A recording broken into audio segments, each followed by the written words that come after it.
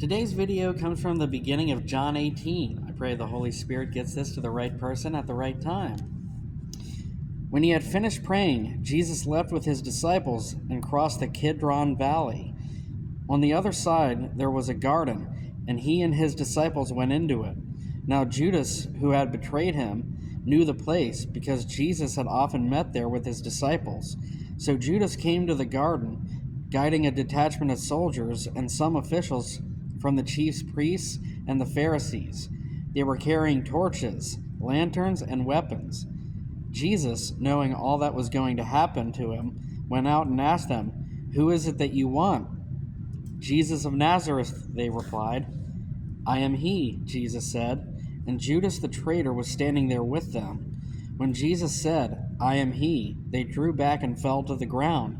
Again he asked them, "Who is it that you want?" "Jesus of Nazareth," they said. Jesus answered, "I told you that I am he. If you are looking for me, then let these men go." This happened so that the words he had spoken would be fulfilled. I have not lost one of those you gave me." Then Simon Peter, who had a sword, drew it and struck the high priest's servant, cutting off the right ear. The servant's name was Malchus. Now, notice in the other Gospels, Matthew, Mark, and Luke, it says one of Jesus's apostles cut off that guy's ear. Not in the book of John. John was honest. John was basically like, it was Peter. Peter did it. Jesus commanded Peter, "Put your sword away. Shall I not drink the cup the Father has given me?" Then the detachment of soldiers with its commander and the Jewish officials arrested Jesus. They bound him and brought him first to Annas, I don't know if I'm pronouncing that right, who was the father-in-law of Caiaphas, the high priest that year. Caiaphas was the one who had advised the Jewish leaders that it would be good if one man died for the people.